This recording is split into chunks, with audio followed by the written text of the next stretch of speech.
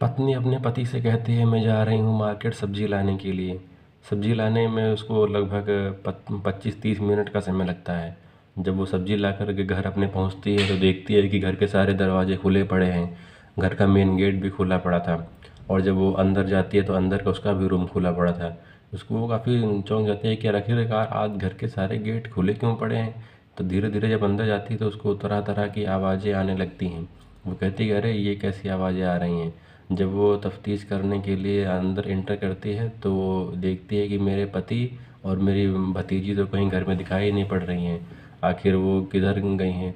तो उनको जब नहीं मिलती है तो वो छत के ऊपर जाने का मुहाना करती है। जब वो छत पे जाती है तो देखती है कि उनका रूम बंद पड़ा है और वो दोनों कहीं नहीं हैं। तरह तरह की आवाज़ें आ रही हैं। तो वो फिर वहीं बैठ जाती है, कुछ देर तक इंतज़ार करती है। और जब लगभग आधे घंटे का इंतज़ार करने के बाद जब वो मंज़र देखती है तो उसकी आंखें काफ़ी फटी फटी रह जाती हैं। उसके पैरों तले ज़मीन खिसक जाती है। वो इतना ख़तरनाक मंज़र।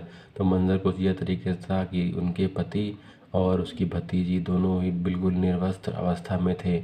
दोनों के बदन पे कोई भी कपड़े नहीं थे। और उसके पति जो की उम्र लगभग 60 साल थी वो बिल्कुल ही निर्वस्त्र। और उसकी भतीजी जिसकी भतीजी जिसकी उम्र लगभग 25 साल थी वो भी बिल्कुल निर्वस्त्र। उनको देखकर वो काफ़ी दंग रह जाती है और काफ़ी भड़क जाती है कि ये तुम दोनों लोग क्या कर रहे हो, तुमने मेरे साथ धोखा दिया है। तो फिर तुरंत अपने भाई के पास जाती है, दौड़ के बोलते हैं कि तुम अपनी लड़की की शादी तुरंत करो, मुझे कुछ नहीं मालूम है और किसी भी तरीके से जल्दी शादी उसकी करो। तो आइए जानते हैं डिटेल में अब फिर यहीं से एक कत्ल की इबारत कैसे लिखी गई। नमस्कार दोस्तों, ये कहानी है बिहार के औरंगाबाद ज़िले की, जहाँ एक गुंजा नाम की लड़की जिसकी उम्र लगभग 25 साल थी और अपने फूफा जी के साथ में वो संबंध में लगभग 15 साल तक रही। वो फूफा जी की उम्र लगभग 60 साल थी। तो ये कहानी की शुरुआत कुछ यहाँ से होती है। गांव में गुंजा के घर में बहुत गरीबी थी। गुंजा का परिवार आर्थिक रूप से कमज़ोर था। तो उसके फूफा जी उसकी उम्र जब वो 12 साल की थी तब उसको अपने घर ले आए थे और कहा कि अपने साले से कि हम इसकी पढ़ाई लिखाई कराएंगे और तुम्हें डरने की कोई ज़रूरत नहीं है। तब से जब गुंजा 12 साल की थी तभी से अपने फूफा जी के घर में रहने लगी थी। धीरे धीरे गुंजा बड़ी होती गई, 15 साल की, 16 साल की। तब से उनके फूफा जी के प्रति अट्रैक्शन बढ़ने लगा और फूफा जी का भी उनके प्रति अट्रैक्शन बढ़ने लगा। दोनों लोग एक दूसरे से प्यार करने लगे।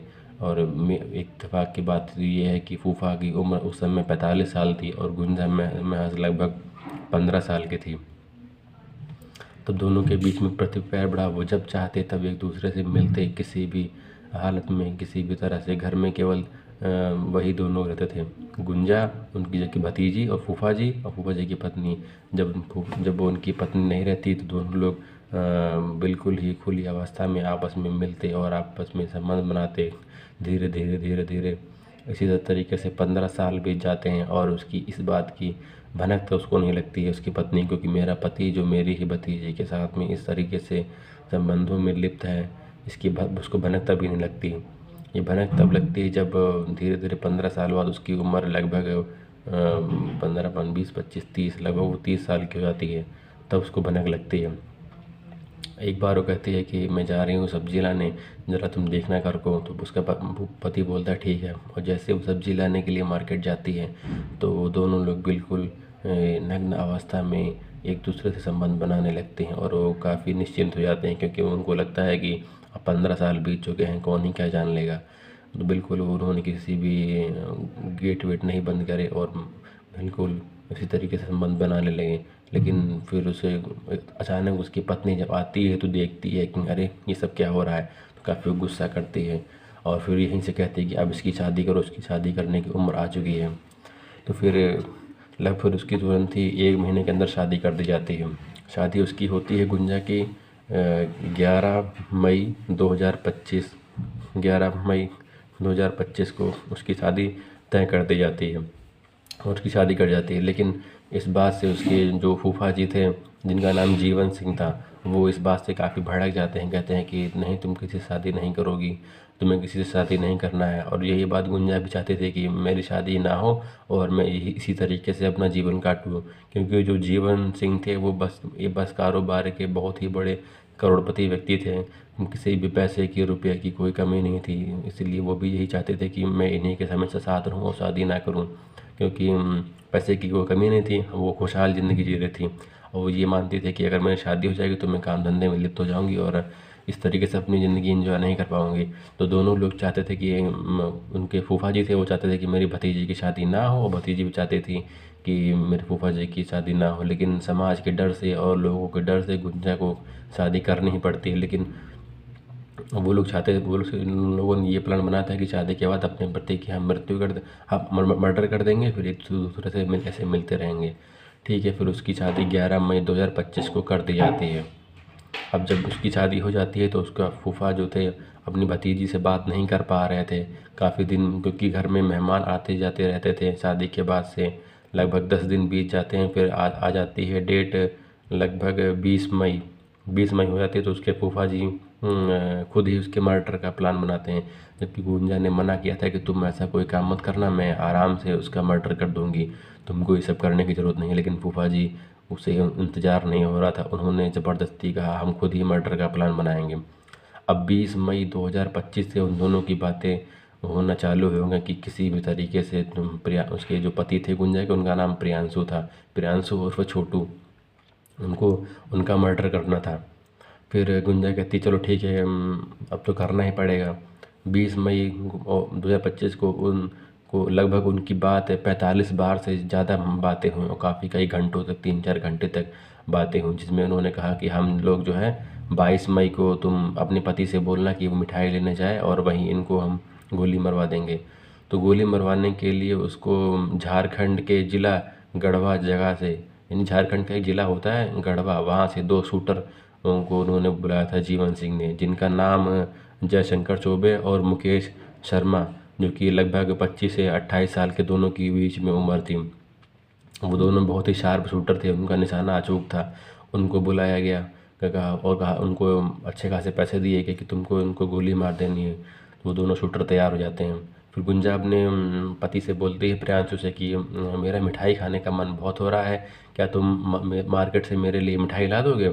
तो कहता है कि हाँ ला देंगे। अब प्रियांशु बाज़ार जाता है उस मिठाई लाने के लिए, लेकिन बाज़ार में भीड़ भड़क्का बहुत ज़्यादा थी और ट्रैफिक बहुत ज़्यादा थी, तो उस समय उसका मर्डर नहीं हो पाता है, वो उसको गोली नहीं मारते हैं।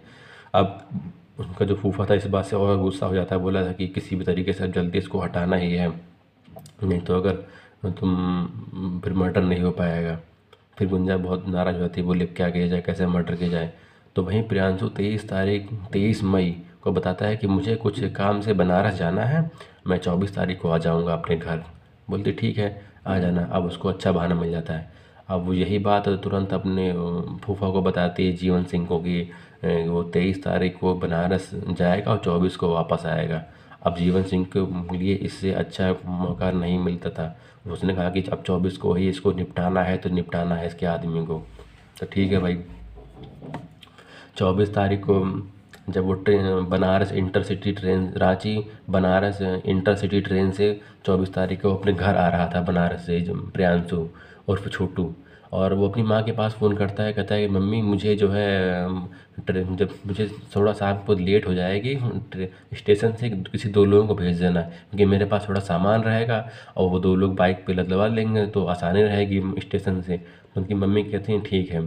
तो लगभग शाम के 7 बज जाते हैं और उसकी माँ जो है सोनू और अनूप उनको भेज देती है कि चले जाओ, तुम्हारे बड़े भैया जी वहाँ स्टेशन पर हैं, उनके पास कुछ सामान है, वो सामान ले आना, उनको भी ले आना। तो उनके दोनों छोटे भाई सोनू और अनूप पल्सर बाइक से जाते हैं और 7 बजे अपने प्रियांशु को, बड़े भैया जी को बाइक पर बैठा कर ले आते हैं।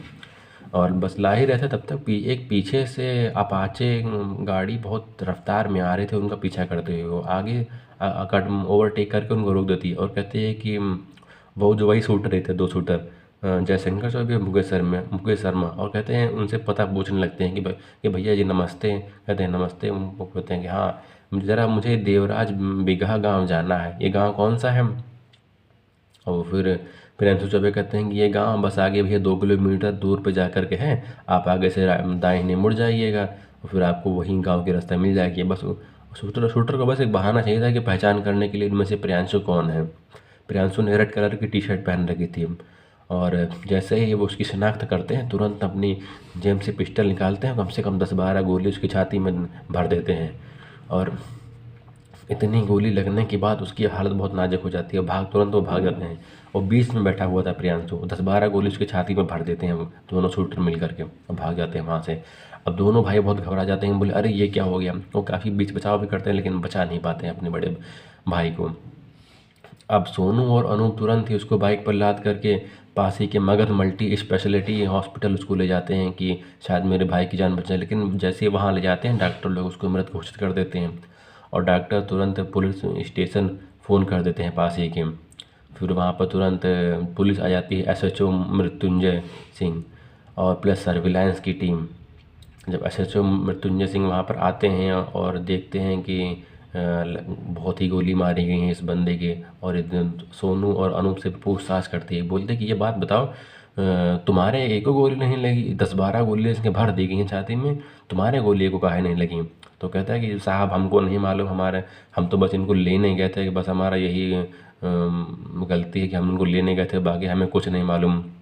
पुलिस कई बार पूछती है, हर बार अलग अलग तरीके से पूछती है, काफ़ी हथकंडे अपनाती है, लेकिन पुलिस को कुछ खास सुराग मिल नहीं पा रहा था कि आखिरकार हम इस केस को कैसे सुलझाएं। फिर पुलिस से कहती है कि जब मृतक प्रियांशु की जब कॉल डिटेल निकाली जाती है कि लास्ट टाइम इसने किससे किससे बात की थी, तो उसको पता चलता है कि इसने अभी कुछ देर पहले 50 से ज़्यादा बार अपनी पत्नी से बात की है। तो पुलिस घबराए थे, बोले बोलते 50 से ज़्यादा बार, इतनी कैसे बात हो जाती है। फिर उसकी पत्नी को बुलाया जाता है, पूछा जाता है कि ये बताइए इस दिन तो आपकी पति से 50 से ज़्यादा बार बातचीत हुई, तो क्या बातचीत हुई। पत्नी गुंजा कहती है कि वही जो हम एक पति पत्नी के बीच में प्यार की बातें होती हैं, वही बातें होती हैं, और तो कुछ पता नहीं। तो वो सर पुलिस कहती है, एसएचओ मृत्युंजय कुमार पूछते हैं कि ज़रा आप बताएंगे क्या बातें होती हैं। तो पुलिस कहती है कि अब इसमें क्या बताना, वो तो कुछ ऐसे बातें होती हैं, इसमें बताना क्या है। फिर पुलिस कुछ कहते हैं चलो ठीक है अच्छा, लेकिन धीरे धीरे दिन बीतते जाते हैं लेकिन पुलिस को कुछ खास मिल नहीं पा रहा सुराग। तो आखिर पुलिस करती है तो क्या करती है, तो पुलिस कहती है अच्छा तुम्हें नहीं बताया, अपना मोबाइल मुझे दे दो तुम। पुलिस कहती, लेकिन गुंजा इस बात से साफ इनकार कर देती है, कहती है हम आपको मोबाइल अपना बिल्कुल भी नहीं देंगे क्योंकि हमारे इसमें कुछ प्राइवेट फ़ोटो हैं। पुलिस कहती है कि अच्छा ऐसी बात है तो पति से ज़्यादा क्या इंपॉर्टेंट हो सकता है, क्या अब तुम्हारे पति की जान चली गई है, आप कहते हो प्राइवेट फ़ोटो हैं, हमें केस भी तो सुलझाना है, आप कहते हो नहीं देंगे, ऐसे क्या बात है। तो पुलिस लेकिन गुंजा नहीं देती है। फिर आखिरकार पुलिस जो है 9 दिन बाद गुंजा को अपनी हिरासत में ले लेती है और सख्ती से पूछताछ करते हैं कि तुम्हारे उससे क्या बातें हुई थी, और गुंजा की भी कॉल डिटेल उस दिन की निकाली जाती है। जब गुंजा की कॉल डिटेल निकाली जाती है तो अपने उसके फूफा जीवन सिंह से भी उससे 50 से ज़्यादा बार हुई थी। बोले थे कि तुम एक ही टाइम पर और एक ही समय पर अपने पति से भी तुमने बात की और उनसे ही बात की, ये मसला क्या है। तो फिर पुलिस उनको फिर वो आखिरकार जब पुलिस का डंडा चलता है तो अच्छे अच्छे भी बोलने लगते हैं। फिर गुंजा अपनी सारी कहानी बताती है कि लगभग बोलती है कि मैं अपने फूफा जी से बहुत प्यार करती थी, मेरी शादी ज़बरदस्ती कर दी गई और मैं नहीं चाहती थी कि मेरी शादी हो, और मैं चाहती थी कि मैं ऐसे ही जीवन कुमारी रहूं और अपने फूफा जी के साथ में ही रहूं, लेकिन इन लोगों ने मेरी शादी ज़बरदस्ती करी। तो बताती है कि मैं अपने फूफा जी को जब 12 साल की उम्र से थी तब से जानती थी, और एक दिन मेरी बुआ ने मुझे पकड़ा तो मेरी शादी ज़बरदस्ती कर दी, इसीलिए फिर मैं इस बात से नाराज़ थी और मैं चाहती थी कि मैं अपने फूफा जी के ही साथ में इसी तरह की सारी ज़िंदगी रहूं, और मैंने ही अपने पति का मर्डर करवाया है, मेरे फूफा जी ने ही उसको मरवाया है 2 शूटर के सहित। शूटर का भी नाम पहले तो वो नहीं बताती है, लेकिन जब पुलिस का डंडा चलता है तो शूटर का भी नाम बताती है, जयशंकर चौबे और मुकेश शर्मा। और फिर क्या बोलते हैं वो लोग भी पकड़े जाते हैं, लेकिन उनके जो जीवन सिंह थे वो फरार हो जाते हैं, वो भारत के पता नहीं किस कोने में भाग जाते हैं, जो पुलिस उनको नहीं पकड़ पाती है। लेकिन आज भी उसकी तलाश जारी है कि किसी न किसी उसको पकड़ा जाएगा। तो यही कुछ बातें होती हैं कि लड़की जब मतलब धीरे धीरे जवान होने लगती है तो उसको अपने ही नज़रों के सामने रखना चाहिए, किसी भी पराए घर में नहीं भेजना चाहिए। यही गलती गुंजा के घर वालों ने की। शायद अगर उसको अपने घर में रखते तो यहाँ पर एक निर्दोष व्यक्ति की जान नहीं जाती। तो गुंजा को जेल हो जाती है। जब गुंजा को जेल हो जाती है तो जीवन सिंह की भी तलाश करी जाती है, लेकिन जीवन सिंह मिलते नहीं हैं। तलाश अभी भी जारी है, देखते हैं जीवन सिंह मिलते हैं कि नहीं मिलते हैं। तो ठीक है दोस्तों, अब कहानी की एंडिंग यहीं करते हैं और आप मुझे ये बताइए मैं किस टॉपिक पर वीडियो बनाऊं और आप किस टाइप की वीडियो देखना पसंद करते हैं। धन्यवाद।